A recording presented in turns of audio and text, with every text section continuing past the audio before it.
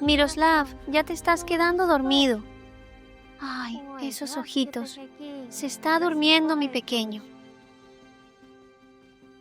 ¿Cuántos meses tiene ahora exactamente?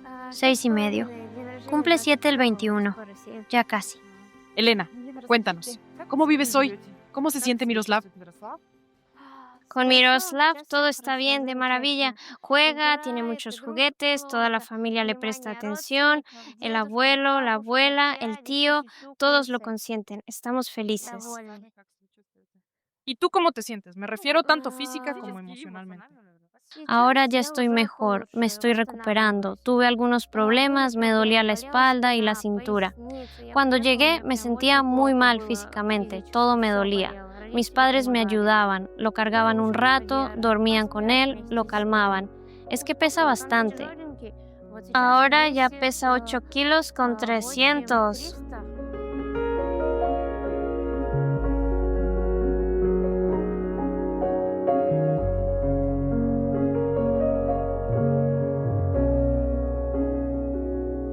Soy de un pueblito pequeño, pero teníamos un departamento en el centro de la región, en Perm. A los 16 años decidí que era momento de irme de casa y aprender a vivir por mi cuenta. Así que me mudé a otra ciudad, a Perm. Hasta los 19 iba seguido a casa, porque de alguna forma seguía viviendo allá, durante las vacaciones, los fines de semana. Pero después, cuando terminé el colegio técnico de finanzas, me quedé en Perm. Al principio traté de trabajar en mi profesión, encontré un puesto como economista en un departamento, pero me rodeaban mujeres mayores y no logré conectar con ellas. No, yo todavía era muy callada, tímida, una ratoncita gris, todo me daba miedo, todo era nuevo, no sabía qué hacer. Al final, después de 6 meses, renuncié y empecé a pensar qué hacer con mi vida, a dónde ir, en qué trabajar. Decidí, mientras buscaba algo, entrar a trabajar en el rubro gastronómico en una pizzería y allí estuve más de un año. Al principio me gustó, aunque era pesado, todo el día de pie, pero el equipo era muy sociable, muy claro. Empecé como cocinera y luego pasé a la caja.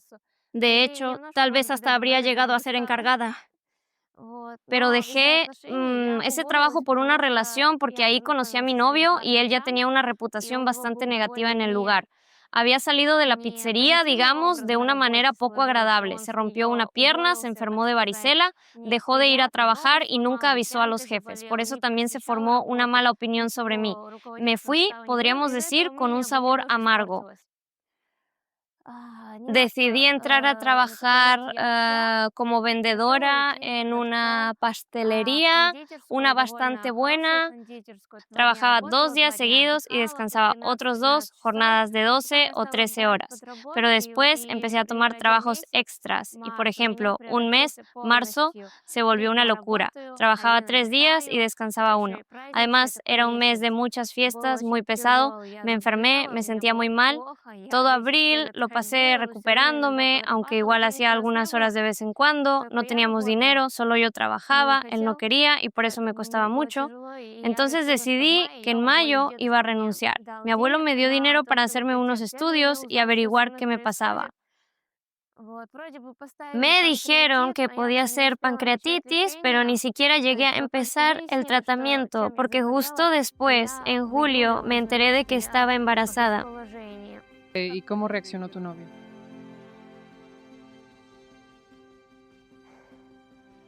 Bueno, cuando le dije que tenía un retraso, él reaccionó. Quizás todo esto se normalice, pero fui a los médicos, al ginecólogo, escribo, y me dijeron que tenía 3 semanas de embarazo.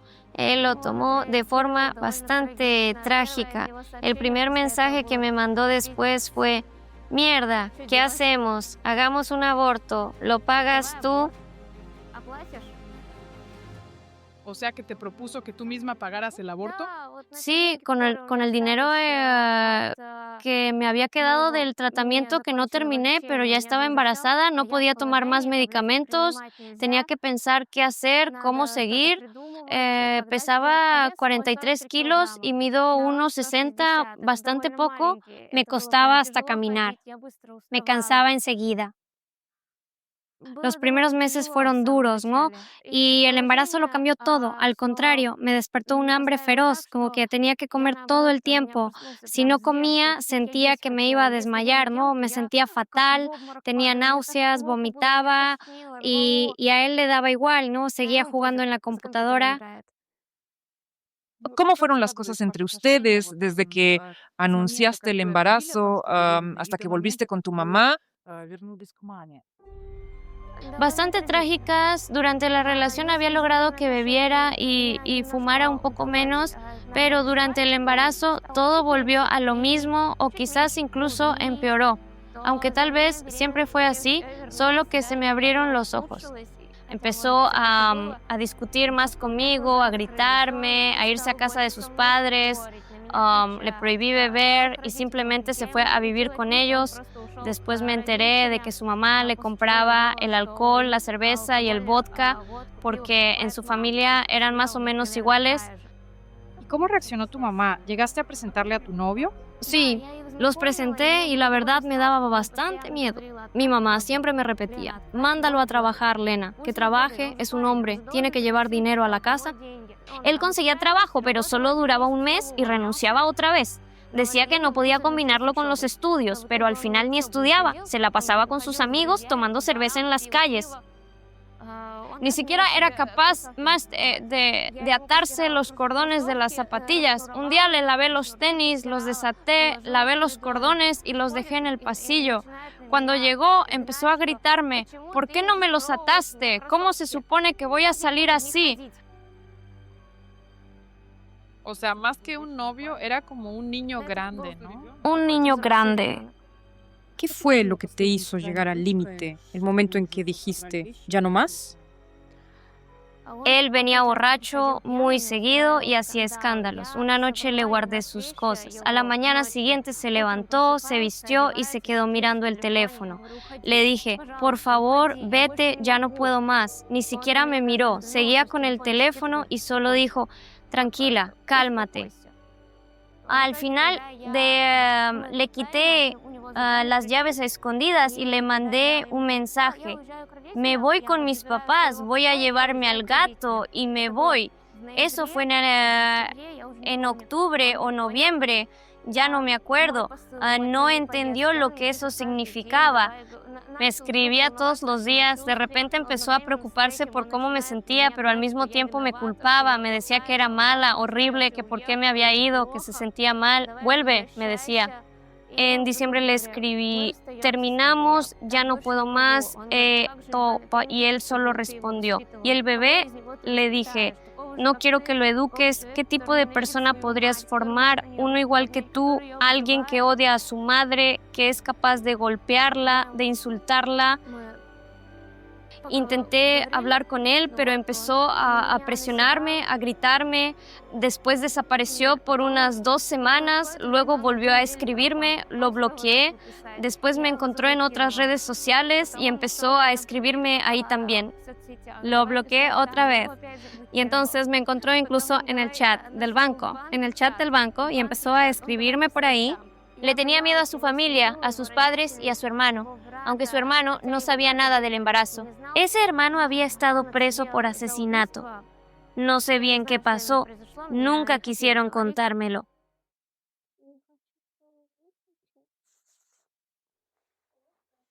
Él no quería mudarse del departamento, decía con fastidio, ¿qué tiene de malo vivir en un departamento propio sin mis padres? Además, con su comportamiento dañó algunas cosas en el mismo departamento. Llamaba a mi hija, le escribía, la atormentaba constantemente, siempre le decía algo. Ella se angustiaba todo el tiempo y siempre me lo contaba. ¿Cómo reaccionaste cuando supiste que tu hija estaba embarazada? Bastante tranquila, por supuesto, le expliqué todo lo que la esperaba, cómo iba a ser, pero le dije que la decisión debía ser suya, era su primer hijo, así que quiso tenerlo, quiso dar a luz. ¿Y cómo surgió la idea de enviar a tu hija a la Argentina? Tengo una amiga que se llama Nadezhda, aunque nosotros la llamamos Angelina. Siempre hablábamos de este tema. Yo le contaba constantemente los problemas de mi hija porque estaba muy preocupada por ella. Y un día nos enteramos de que en Argentina se podía tener un bebé y obtener la ciudadanía. Entonces, en una de nuestras conversaciones, Angelina me comentó que estaba planeando un viaje allá. Vamos con mamás. Muy bien, muy bien. Sí, muy bien.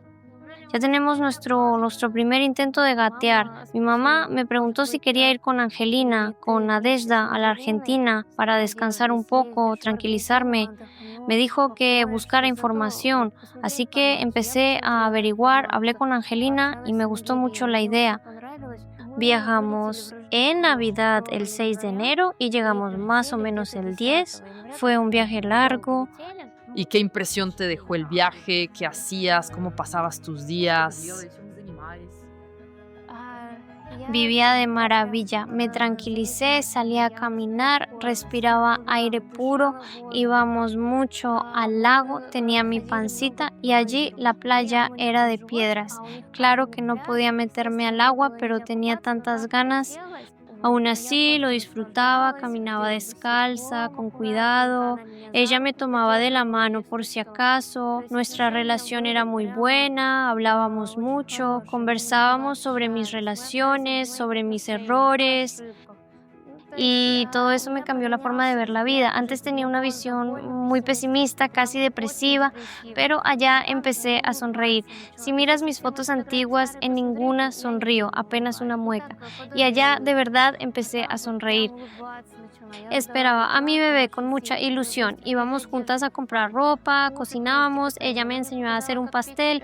No conseguimos el mismo tipo de requesón, pero encontramos algo parecido y lo hicimos igual. En la ciudad, frente a cada casa, había flores plantadas en arbustos, rosales hermosos, era todo tan bonito, hicimos muchas fotos.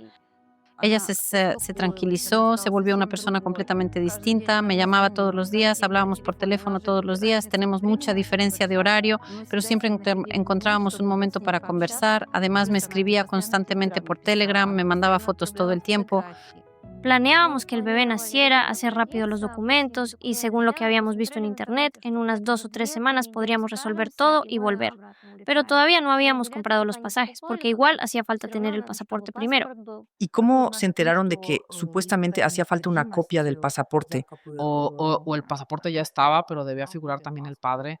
Cuando íbamos al hospital, ya casi al final, la enfermera Jessie Cortés empezó a decirle 2 veces a Svetlana, mi traductora, que el padre tenía que estar presente en el parto, que necesitaban sus documentos. Decía que sin el padre yo no podría salir del hospital con el bebé, que no le harían los documentos, que directamente no podríamos abandonar el país. Al principio no lo creímos, pensábamos, ¿cómo así? ¿Para qué iban a necesitar los documentos del padre? Y ahora que sabes lo que pasó, ¿por qué crees que la enfermera exigía tanto esos documentos? ¿No? ¿Qué pensás que sospechó? ¿Por qué tenía esas ideas? Tal vez el problema fue que yo no quería hablar del padre. Le conté muchas cosas a Svetlana. Le decía, no quiero que ellos sepan quién es el padre. No quiero que tengan ninguna opinión sobre él.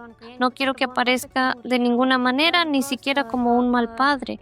No quería que pensaran que mi hijo tenía un padre así. Solo quería que, bueno, que si hay un padre, simplemente lo haya. Que piensen que tal vez es alguien con dinero, que fue él quien nos ayudó a viajar. Quería crear la imagen de una familia buena, sin nada negativo. Y, según entendí, en la casa donde ustedes vivían se encontró algo. Sí, se encontró una carpeta con documentos y pensamos que por si acaso era mejor tenerla, pero no se la mostramos a nadie ni la entregamos.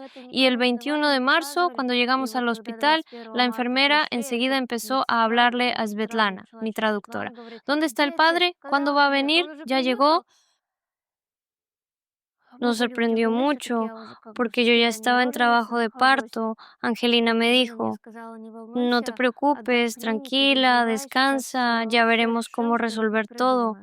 Me pusieron una inyección en la espalda, en la columna, si no me equivoco, y dejé de sentir la parte inferior del cuerpo.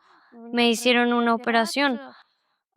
Svetlana traducía algo, pero yo ya estaba muy cansada, con sueño. Cerré los ojos y vi a Miroslav cuando me lo acercaron a la cabeza. Lo miré y después Svetlana me dijo que me esperarían en la habitación, pero allí solo estaba mi hijo. O sea, después de que Svetlana salió del quirófano, ¿verdad? Me quedé sola, me dieron al bebé, me dijeron, dale el pecho y se fueron. Eso fue todo, tomé el teléfono y anoté su peso, 4 kilos 320, lo acomodé y pensé, ahora lo voy a amamantar e intentaré llamar para preguntar dónde están todos, intenté, pero estaba tan débil que me costaba moverme, tenía miedo de dormirme y aplastar al bebé. Era tan pequeño. Entonces entró una mujer, me miró, tomó el teléfono y se fue con él. Ni siquiera tuve tiempo de decirle nada. ¿Y qué le iba a decir? No sé inglés. ¿Cómo iba a gritarle? Pare, espere, el teléfono. ¿En qué momento llegó la policía o qué pasó? Ella se fue y luego... Entonces estaba acostada, intentando amamantar, intentando no dormirme. De pronto vi que entraban personas con uniforme, una mujer y un hombre. Me miraban, se asomaban y yo no entendía qué pasaba. Pensé, ¿vienen hacia mí? No, no vienen hacia mí. Miro a mi alrededor y mis cosas ya no están. No solo se habían llevado el teléfono, sino que directamente no había nada mío. Eso pasó más o menos 2 horas después. Al cabo de 1 hora entró la policía y después de 3 o 4 horas llegaron los fiscales. Llegó el fiscal Tomás Laval, su asistente, creo que Rodrigo Trivianos, y también una psicóloga para supuestamente asegurarse de que todo estuviera bien. Y había una traductora, María, que estaba conectada por WhatsApp fumando. O sea que toda esa gente llegó apenas 2 o 3 horas después de que diste a luz. Sí, tenía mucho frío, había perdido sangre, solo quería dormir, no podía poner al bebé en la cuna, en realidad ni siquiera podía levantarme, todavía no sentía bien las piernas, tenía sed, tenía hambre, y mientras tanto me hacían preguntas que no entendía, preguntaba, ¿dónde está Angelina? ¿Dónde está Svetlana? Y me decían, usted es una víctima de las circunstancias, le explicaremos todo más tarde, por favor, responda nuestras preguntas. El día del parto, ella me llamó y me dijo que ya iban al hospital para dar a luz y después de eso la perdí durante 5 días.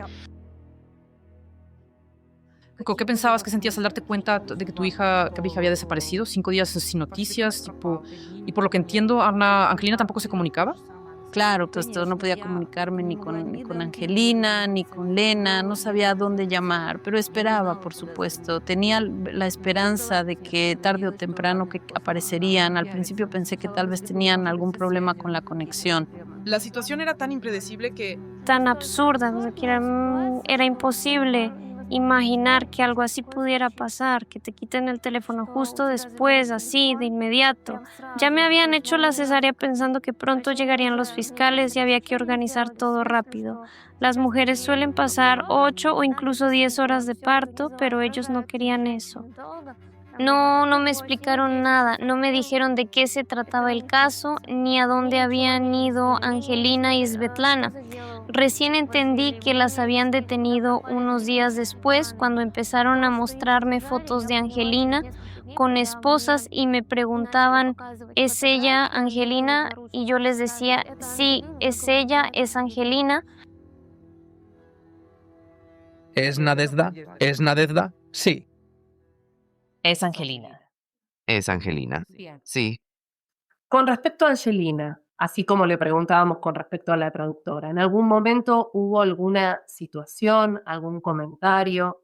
¿Te resultó cómodo o incómodo estar con Angelina? ¿Hubo algún malentendido entre ustedes o todo estuvo bien?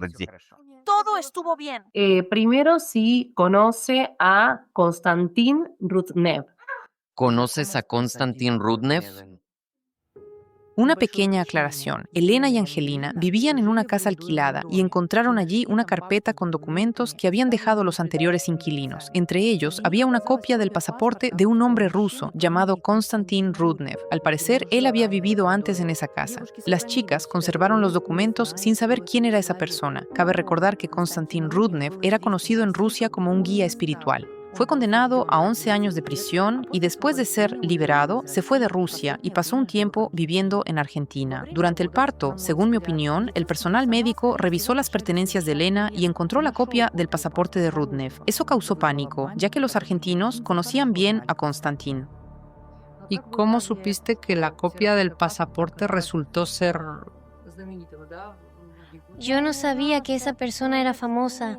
No tenía ni idea de quién era él. Simplemente necesitábamos algún tipo de testimonio que encontramos accidentalmente en casa o algo que nos ayudara a salir de este hospital.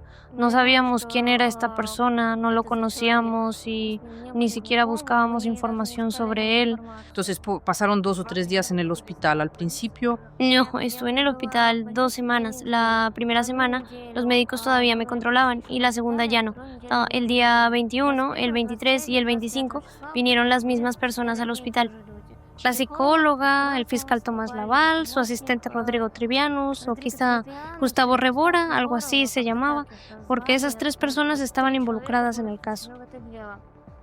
También estaba la traductora por WhatsApp y el día 25 me asignaron un abogado del estado, Pedro Pugliese, quien me permitió recuperar mi teléfono. Fue entonces cuando supe que mi teléfono no había desaparecido ni lo habían robado, sino que estaba en manos de la policía. Recién ese día me lo dijeron. Tomé el teléfono y lo primero que hice fue sacarle una foto a mi hijo.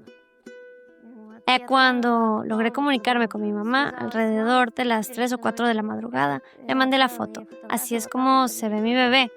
en esos días cuando todavía tenía la posibilidad de llamar por teléfono, de que hablábamos, que contaba sus sentimientos, lo que la rodeaba. Cuando vivía en el hospital, al principio para ella era un problema que hubiera guardias allí, también hombres, y tenía que amamantar. Estaba en camisón en el hospital, eso era una preocupación para ella. Después fue una preocupación el bebé, el primero. No sabía cómo cuidarlo.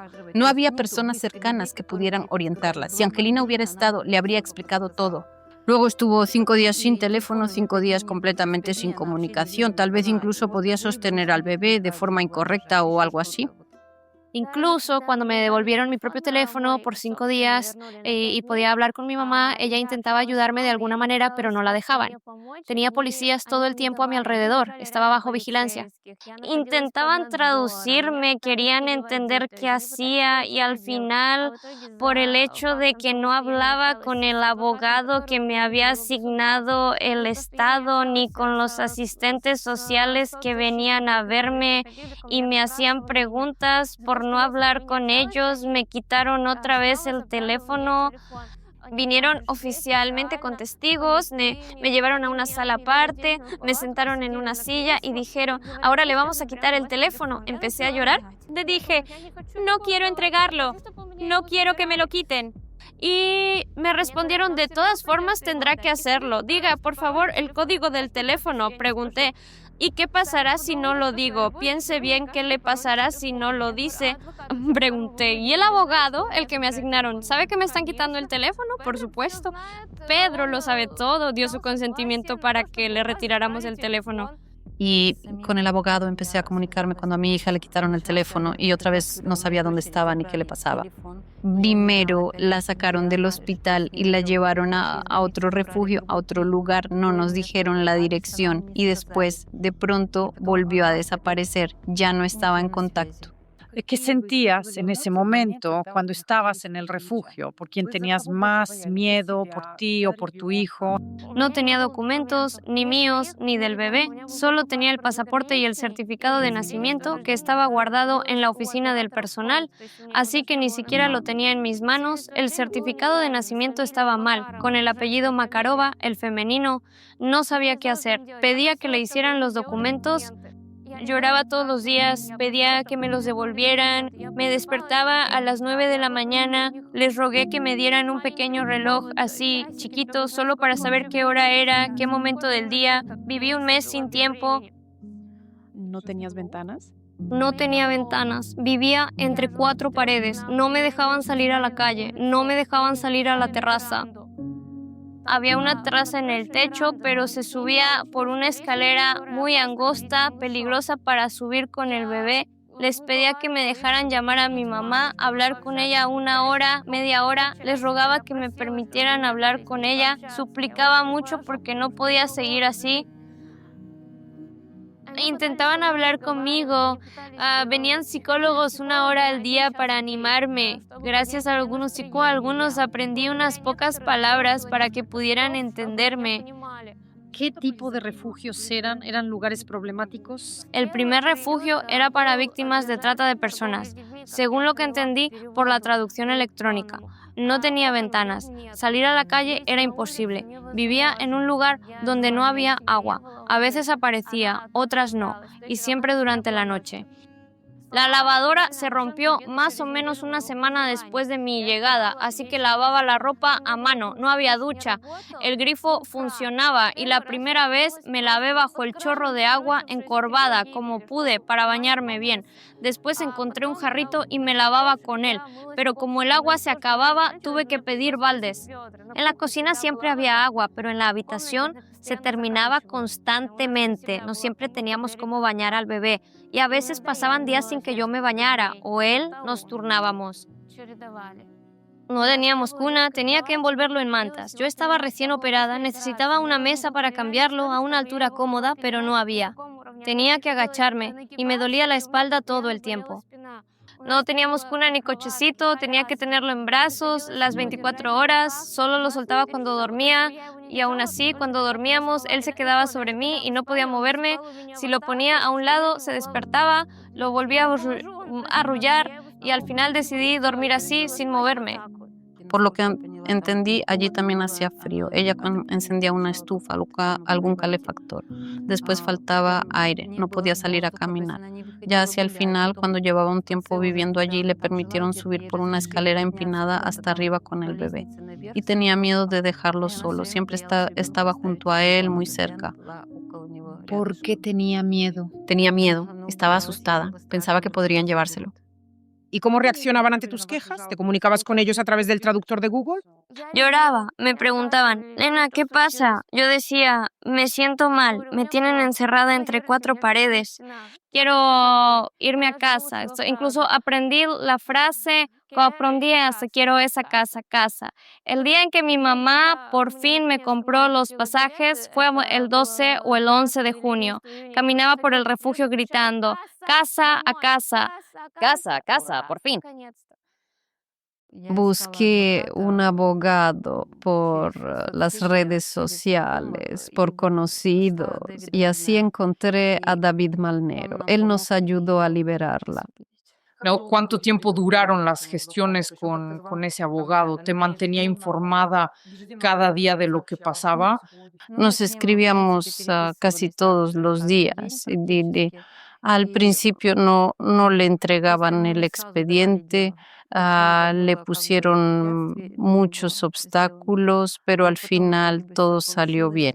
Los fiscales no querían devolverme mis documentos hasta el último momento, así que mi mamá le pidió al abogado que fuera a Bariloche a recoger la carpeta con mis papeles.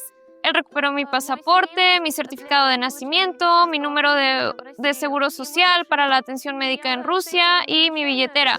Con esas cosas pude regresar y entrar a mi país, aunque no querían entregármelas hasta el final. ¿Pero en tus planes estaba quedarte en Argentina o solo te interesaba el nacimiento del bebé? Me interesaba el nacimiento del bebé, poder tramitarle la ciudadanía para que si algún día quisiera pudiera vivir allá. Yo podría haber obtenido la residencia y mudarme con él. Tal vez me habría gustado, podría haber viajado y vivido un tiempo aquí y otro allá. Sabía que existía la posibilidad de hacer trámites también para familiares cercanos y pensé que no estaría mal. Pero planeaba volver con mis padres porque criar sola a un hijo me parecía muy difícil. Entonces, por lo visto, a esos fiscales y demás personas no les importaba en absoluto tu estado, porque vi uno de tus interrogatorios donde tenías que mecer al bebé y levantarte mientras hablabas con esa mujer, la traductora. Sí, fue en la cámara Gesell, el día del cumpleaños de mi abuelo, el 20 de mayo. Recuerdo bien la fecha. Al día siguiente, el 21 de mayo, fuimos primero al hospital. No alcancé a comer. En el segundo refugio, por la mañana solo daban té con galletas como desayuno. Un desayuno bastante pobre para una madre que amamanta. Tomé el té, pero las galletas ya no podía comerlas. Las había comido tantas veces que me daban náuseas. Fui con el estómago vacío. Le aplicaron las vacunas, 2 inyecciones en una pierna y una en la otra, y 1 o 2 por vía oral, de esas que se administran con gotitas en la boca. Pensé, ¿está bien ponerle cuatro vacunas al mismo tiempo o no? No entendía nada, no tenía con quién consultar. Me dijeron los nombres de las vacunas que le aplicaron, intenté memorizarlas, pero no tenía dónde anotarlas, no, ni teléfono, ni papel, ni una hoja. Y justo después de eso, después de las vacunas, empezó a llorar. Lloraba sin parar. No podía dormir, no podía comer, solo lloraba. Nunca lo había visto así. Gritaba sin consuelo. Y nos llevaron a hacer la prueba de ácido desoxirribonucleico. Me habían dicho que solo cortarían un poco de cabello o una uña, pero cuando llegamos me dijeron que sacarían sangre, no solo del bebé, sino también de mí. Pregunté, ¿para qué? Nosotros habíamos acordado que le tomarían al bebé una muestra de cabello o una uña, pero me dijeron, ¿así? A mí me informaron que le sacaríamos sangre. Le sacaron sangre a él y empezó a llorar aún más fuerte. Luego me la sacaron a mí. Ese mismo día, por fin, me devolvieron mi teléfono, pero no me dejaron usarlo. No lo encendí, solo lo sostuve en la mano. Lo miré, recordé cómo era y al regresar al refugio me lo quitaron otra vez. En los refugios las mujeres no pueden usar teléfonos, no pueden comunicarse ni encenderlos, deben estar apagados. Cuando me lo quitaron, me senté con mi bebé junto a la pared y los dos lloramos. Además, estaba con hambre, ya eran las 2 de la tarde. Nos habían sacado del refugio entre las 7 y las 8 de la mañana y regresamos cerca de las 2 o 3 de la tarde. Ese día, por alguna razón, no hubo almuerzo normal. Solo había cola, gaseosa, Sprite, sándwiches y papas fritas. Todo eso no era comida para un estómago vacío. ¿Con qué frecuencia tenías esos interrogatorios y cómo afectaban tu estado emocional? Los interrogatorios fueron los días 21, 23 y 25 de marzo y también el 20 de mayo. Esos fueron interrogatorios formales. En los demás días venían psicólogas que me hacían entrevistas sobre mi vida, me preguntaban cómo había vivido en Rusia, qué había pasado conmigo, a qué quería dedicarme y cuáles eran mis planes. Tú decías que querías dar a luz, ¿verdad? Y volver enseguida a Rusia en cuanto los documentos estuvieran listos. ¿Qué ha cambiado en este sentido hasta el día de hoy, en este momento, día? Que a aquellos con quienes vine, a aquellos con quienes estaba, los arrestaron y me quedé completamente sola. Ha cambiado muchísimo porque las personas con las que viajo, ella, están arrestadas y ella todo esto sola. ¿Y qué querían exactamente de ti? ¿Te acusaban de algo? ¿Te presionaban para que dieras algún tipo de declaración especial? Querían que dijera que había vivido mal, que desde enero hasta marzo me habían tratado de forma terrible, que no comía bien, me hacían las mismas preguntas una y otra vez. ¿Cómo vivías? ¿Qué hacías? ¿Con quién salías? ¿No tenías dinero? Yo respondía, sí tenía dinero. Y ellos insistían, seguro que tenías dinero. ¿De dónde salía ese dinero? Todo esto que ella menciona, de los objetos que tenía del bebé, la mochilita, la ropita, ¿cómo fue que las fueron adquiriendo? ¿Quién fue pagando esos elementos? ¿Para qué los fueron comprando? Cuéntame, estas cosas las compraron para el bebé, ¿verdad? Sí, para el bebé varón. ¿Y quién pagó por todo eso? ¿Cómo lo resolvieron? No lo resolvimos de ninguna manera, simplemente fuimos a la tienda y compramos todo. ¿Y quién compró? Angelina. Sí, algo yo también. ¿Tú también compraste? Sí, No, como ella tenía un poquitito, a veces compraba ella alguna cosita, pero pagaba cosas así importantes, más importantes, pagaba Angelina. Intentaban de manera dura o sutil hacerte admitir que conocías a Konstantin Rudnev. Constantemente me preguntaban que ¿conoces a Konstantin Rudnev? Yo respondía no. Solo conozco a Angelina y a Svetlana. No conozco aquí a ese hombre, nunca lo he visto, nunca he hablado con él, no tengo ninguna relación con él. ¿Insistían mucho en eso? Sí, insistían. Incluso hicieron una prueba de ADN para comprobar quién era el padre y si yo realmente era la madre. Al principio ni siquiera me dijeron que me sacarían sangre. Me lo comunicaron recién el 21 de mayo. Dudaban de que yo fuera la madre, cuando había dado a luz prácticamente delante de ellos. ¿En qué momento se suavizó su actitud o al contrario se volvió más dura? Al principio me ofrecían salir del país con ayuda del Estado. Me decían, yo había dado a luz el 21 y el 5 de abril llegué al primer refugio. Me aseguraban que estaría allí no más de 2 semanas, 3 como máximo. Yo decía, bueno, pero cada vez me repetían lo mismo. 2 semanas, vivía una semana, luego otra, esperando poder irme pronto. El 20 era el cumpleaños de mi abuelo, el 21 mi hijo cumplía 2 meses, el 28 era el cumpleaños de mi papá y el 4 de junio fue mi propio cumpleaños. Cumplí 23 años dentro del refugio. Entonces, en tu cumpleaños prácticamente nadie pudo felicitarte porque no tenías comunicación y las personas que te rodeaban no se preocupaban por ti. Sí, nadie pudo felicitarme, excepto mi mamá por teléfono. Entonces, sí pudo ella al final. Sí, solo ella, y aún así tuve que decir, por favor, ¿puedo hablar con mi mamá? Bueno, yo también estaba muy preocupada. Cada vez que teníamos la oportunidad de hablar, lo hacíamos cuando le permitían usar el teléfono o la conectaban conmigo. Solo entonces podíamos comunicarnos. Era una vez al día y por poco tiempo, unos 30 minutos, especialmente en el último refugio, casi no hablábamos, pero al menos me daban esa pequeña oportunidad. Tampoco estaba sola en el refugio. Con juegos, gestos y algunas frases que aprendía sobre la marcha, logré comunicarme con una mujer. Entendía que a ellas también las mantenían allí en condiciones que no deseaban, que tampoco podían entenderse con las operadoras, aunque hablaran el mismo idioma. Si ni siquiera entre ellas había comprensión, mucho menos podían entender a una extranjera. Elena, ¿querrías agregar algo más de lo que ya conversamos? ¿Algo que hayas recordado, que nos querés clarificar? ¿Quieres agregar algo más? Si puedes, si quieres aclarar algo, añadir algo o explicar algo desde tu punto de vista, ¿quieres decir algo más de tu parte?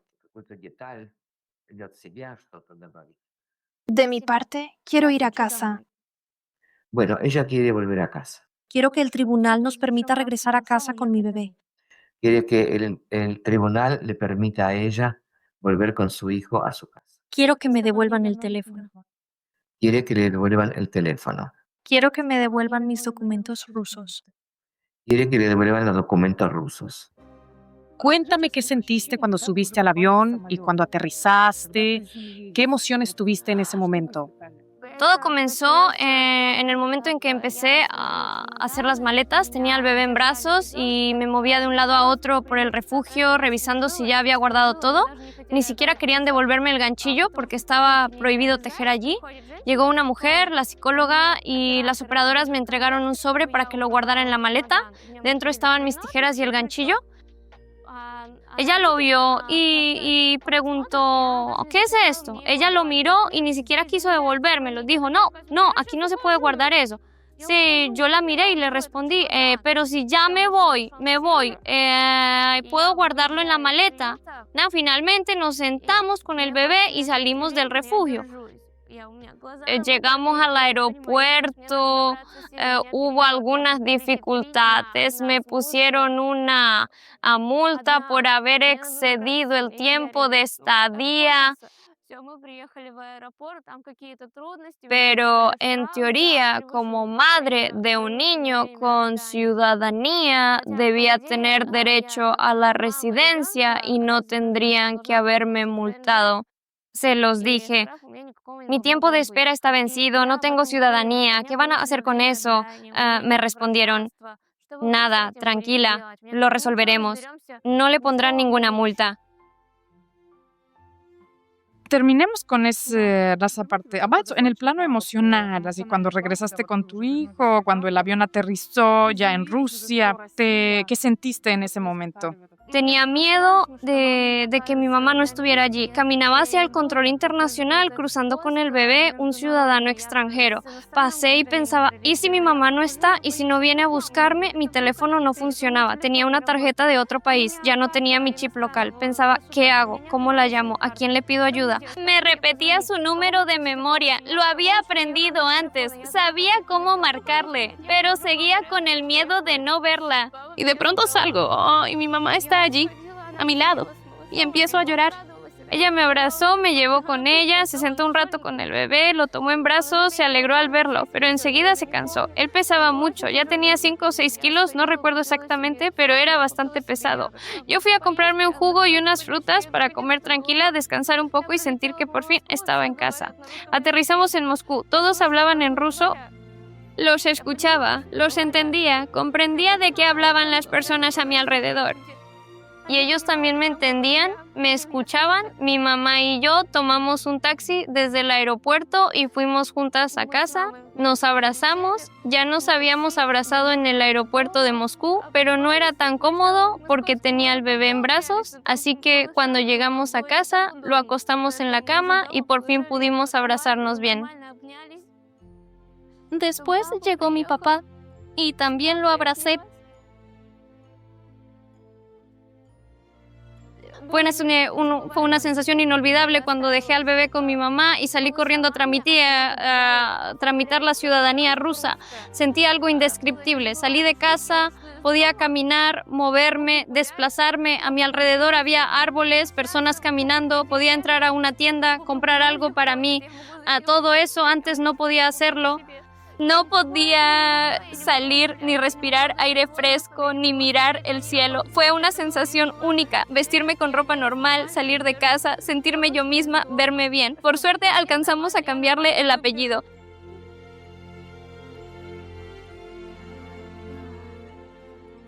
Me dijeron que el Registro Civil de Buenos Aires había emitido una resolución que permitía a las mujeres rusas que dieran a luz a un hijo varón ponerle el apellido sin la letra A, pero en Bariloche me lo habían negado. Finalmente, el 20, 23 o 27 de mayo nos entregaron el documento con el apellido correcto. Después obtuvimos su DNI también con el apellido bien escrito y alrededor del 10 de junio conseguimos su pasaporte. Cuando llegué a Rusia, pregunté, ¿y si no hubiera logrado cambiarle el apellido de Makarova a Makarov, podría hacerlo aquí? Me respondieron, no, es un documento extranjero, no se puede modificar, no podrías hacer nada con él, simplemente aparecería como si fuera una niña.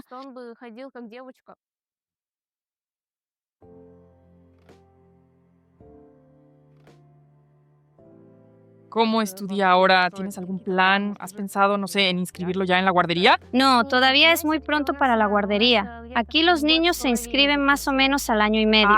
O sea que no hay listas de espera como en las grandes ciudades, por ejemplo en Moscú. Bueno, en las ciudades grandes sí, pero nosotros aún no lo sabemos.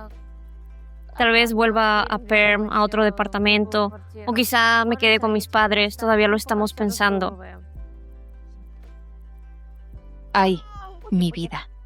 Mi pequeño sol.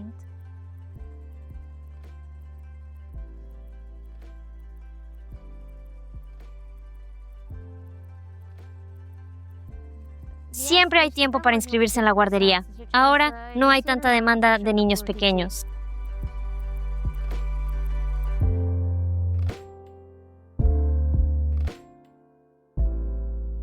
Entonces, ¿no hablas ningún idioma extranjero, ni inglés ni otro? No, solo lo más básico en inglés, palabras como familia, family, amigos, friends, cat, dog, thank you very much, cosas así, de nivel cero prácticamente. Y en general, ¿qué les aconsejarías a las chicas que hoy en día estén pensando en viajar al extranjero? ¿En qué deberían fijarse antes de partir? Hay que aprender los números de teléfono de memoria. A mí me pedían todo el tiempo el número de mi mamá y no lo recordaba. El número de la madre, del padre, de los hermanos, de los amigos. No sé, también los números de los servicios del Estado, de protección o de personas cercanas que sepan el idioma para que puedan aconsejarte o hablar por ti si fuera necesario.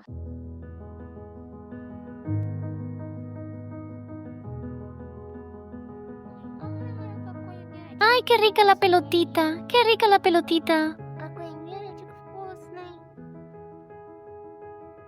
¿Qué es lo que más le gusta hacer a Miroslav? A Miroslav le encanta morder, jugar, que lo carguen en brazos, gatear y tratar de ponerse de pie. ¿Y qué es lo que más le gusta comer? Comer, bueno, ahora estamos con la lactancia materna. Por las mañanas le doy papilla y al mediodía puré. Las papillas que le doy son de arroz, de trigo sarraceno y de avena. Las come, pero no diría que le encantan. En cambio, el puré de calabacín le gusta mucho y el de calabaza, ese sí que es su favorito. Sí. ¿No tienes planes de volver a Argentina o de viajar al extranjero? No, por ahora definitivamente no. Es demasiado peligroso. Me da miedo pensar que podría volver a pasar algo así, algo que no se entiende.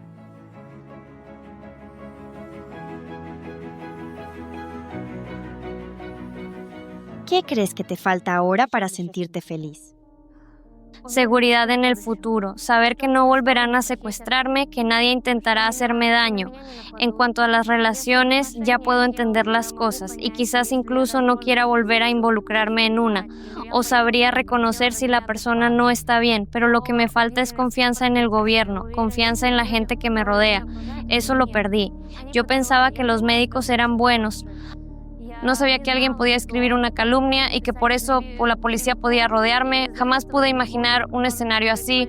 Eso no encaja en la vida normal, que te rodeen los policías, te llamen víctima y te lleven de un refugio a otro. Solo quiero paz, silencio y la certeza de que nadie volverá a lastimarme. Quiero tener seguridad para mi bebé, saber que nada parecido le ocurrirá, que nadie me lo quitará. Tenía mucho miedo de que pudieran arrebatármelo porque no sabía qué querían de mí.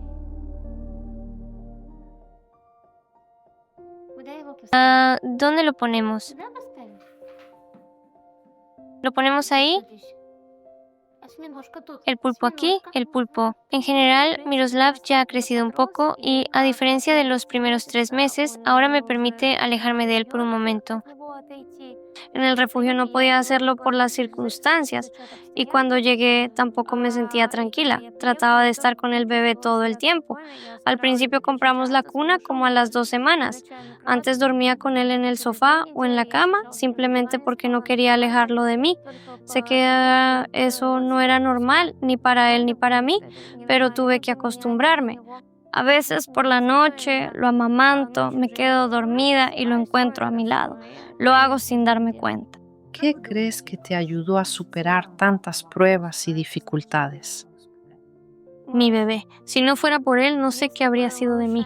Me sostenía gracias a él, lo tenía en brazos y le decía, bebé, lo lograremos, somos fuertes.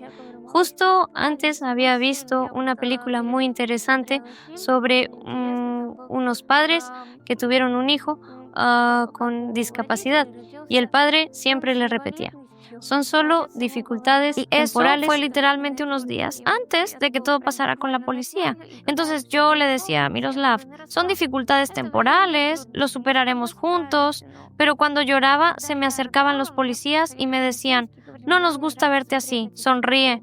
y yo no podía. Mis nervios estaban al límite, no entendía lo que estaba pasando.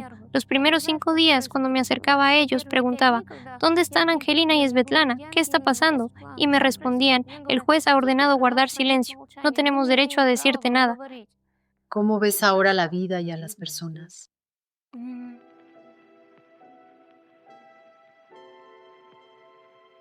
Bueno, Al menos ahora ya no me tomo las cosas tan a pecho como antes. Cuando trabajaba en la caja o cuando estaba en una relación, me ofendía muy fácilmente porque la gente a veces puede ser injusta y grosera solo porque tiene un mal día o se despertó de mal humor. Era bastante desagradable, tanto en la vida con mi pareja, cuando él se levantaba sin ganas, como en el trabajo, cuando alguien te hablaba mal desde temprano. Pienso que ahora reaccionaría con mucha más calma porque después del horror que viví durante esos 3 meses, muchas de mis viejas heridas y preocupaciones me parecen tonterías. Aquello por lo que antes lloraba, ahora probablemente ni siquiera me inquietaría.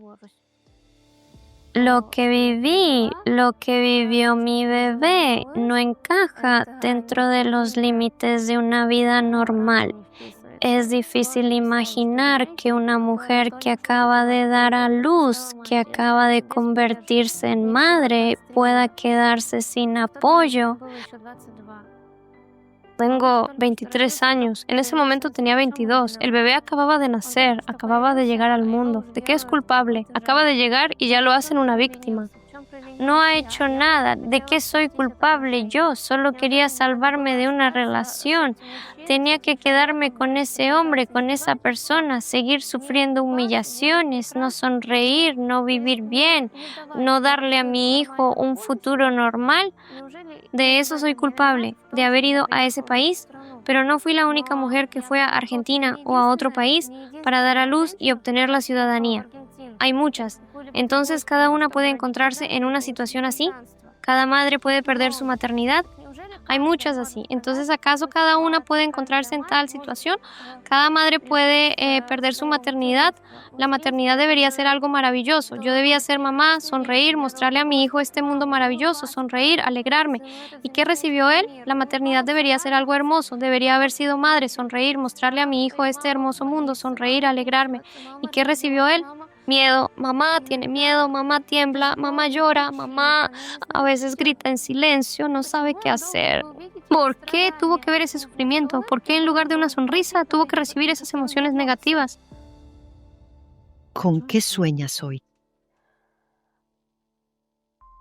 Como viví varios meses en un entorno desconocido, con un idioma desconocido, ahora que empecé a tranquilizarme, quiero intentar aprender idiomas, empezar con el inglés. Es un idioma internacional, creo que puede servirme. Tal vez incluso encuentre trabajo gracias a eso. También quiero intentar aprender español, quizás así logre superar el trauma que me dejó Argentina. Tal vez algún día en el futuro, si mi bebé y yo lo queremos, le mostraré el lugar donde vivimos 3 meses.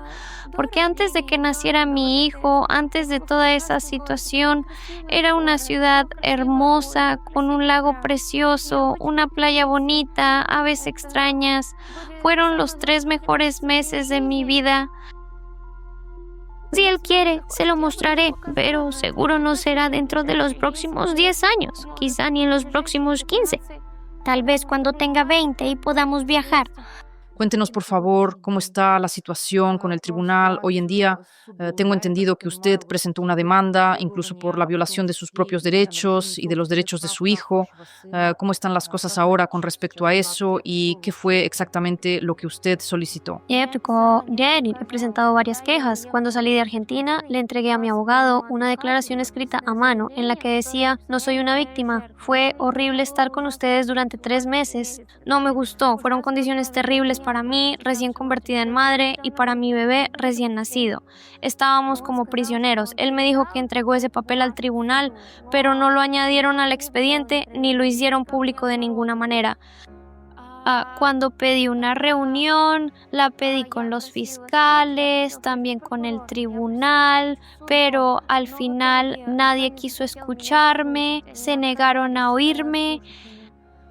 Le pedí al fiscal Fernando Arigo que investigara esta situación, que revisara las acciones de los fiscales Tomás Laval, Gustavo Rebor y Trevianus.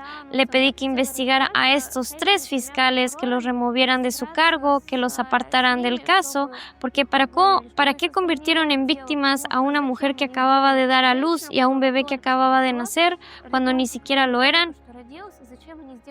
¿Por qué mantienen detenido a alguien durante 6 meses? ¿Por qué lo vinculan al caso? Pero ninguno de ellos, ni el juez ni el fiscal, quiere escucharme. Si en este momento el fiscal general, la máxima autoridad en el ámbito jurídico, pudiera escuchar sus palabras, ¿qué mensaje le dirigiría a usted? Como ya no confío en Bariloche, ni el tribunal, ni los fiscales quieren escucharme, quiero dirigirme al juez principal de Buenos Aires para que revisen este caso, para que vean mi testimonio grabado en la cámara Gesell el 20 de mayo, que recién incorporaron en septiembre. Quiero que nos escuchen a todos, que nos den la palabra, que analicen todo con una mirada sobria, sin prejuicios, sin intentar ganar este caso como lo hicieron en Bariloche, donde solo buscaban una fama fácil y un ascenso rápido. Que examinen la situación y emitan una decisión justa y clara. No pasen de largo, miren mi historia, compártanla, hablen de ella. Pido ayuda a las organizaciones internacionales, a las Naciones Unidas, a las organizaciones de derechos humanos de Argentina. Les ruego que nos escuchen. Les pido que nos den el derecho a tener voz, que tomen una decisión justa, que miren esta situación con una mente clara, que reflexionen sobre lo que hicieron con la vida de un niño, de un recién nacido. ¿En qué les falló él? ¿Qué hice yo para merecer vivir 3 meses en esas condiciones junto a mi pequeño bebé? Sí, él fue mi salvación. Pero si no hubiera sido por ustedes, habríamos vivido una vida normal. Habríamos tenido una cuna, ropa, familiares cerca y condiciones dignas para vivir. Por eso, por favor, quienes tengan un buen corazón, quienes no hayan quedado indiferentes ante esta situación, por favor, compártanla, hablen de ella. Que se restablezca la justicia y que los inocentes sean liberados. El bebé está libre. Saltamos. ¡Hurra! ¡En casa! ¡Hurra! ¡En casa! ¿Sabe? Lo digo, mamá. Y mamá